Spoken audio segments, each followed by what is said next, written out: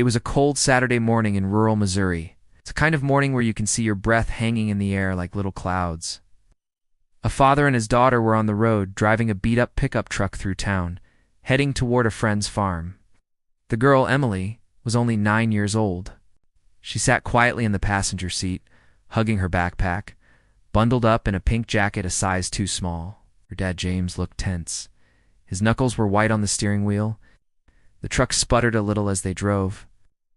They pulled into an old gas station, one of those places where time feels like it stopped in the 90s.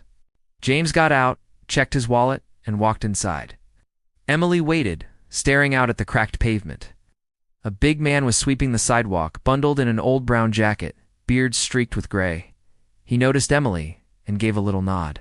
Inside the station, James spoke quietly with the clerk. He was short on cash, just a couple bucks in his wallet.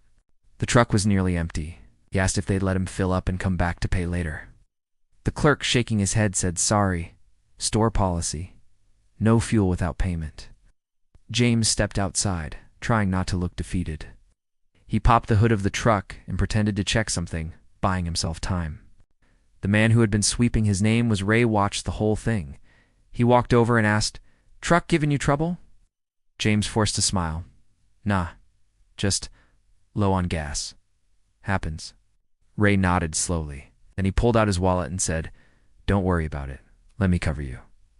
James froze. "No, I can't let you do that." Ray shook his head. "It's no trouble. Just pay it forward someday." With that, he walked back toward the building and handed the clerk his card. James stood still, stunned. Emily was staring from the truck window, her eyes wide.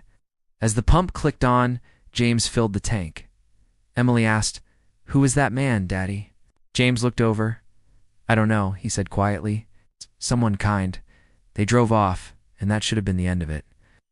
But it wasn't. The next week, James came back to the station with $20. He asked the clerk to give it to Ray, but the clerk frowned. "Ray doesn't work here." "What?" James blinked. "What?" "The guy who was sweeping out front?" The clerk shook his head. "We don't have anyone like that." It's confused. James left the money anyway and returned home. Days passed. James couldn't shake the thought. He asked around town, posted in local Facebook groups. No one had heard of Ray. No one matching his description worked at any nearby stations. Emily, too, kept asking about the man. She drew pictures of him in her sketchpad. "I want to find him," she said. "He was like an angel." It wasn't until months later that they found the answer. A woman at a church down the road saw one of James' posts online. She sent a message. "Are you talking about Ray Martin? He passed away last year." James met with her the next day. She brought a photo. It was him. Ray had lived in town for decades. He was a Vietnam veteran. Quiet man, lived alone, known for small acts of kindness. He'd been gone for nearly 11 months. James and Emily had seen him, talked to him, been helped by him. And now, suddenly, that moment at the gas station seemed bigger than just kindness. It felt like something more. The story went viral after James wrote a letter about it on Facebook. Thousands of people shared their own stories, moments when strangers stepped in at just the right time. Many believe Ray had been a guardian angel. Others just said it showed how kindness never dies. It keeps moving, person to person. James used the attention to launch something new. He started a fund for stranded travelers. With community help, the fund stocked gas cards at local stations for anyone in trouble. One man's small gesture now helped hundreds. And Emily.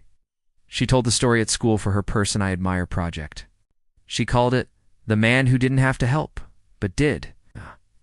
And she ended it by saying, "When I grow up, I want to be like Ray, because sometimes the smallest gestures change lives. And sometimes they echo far beyond a single day."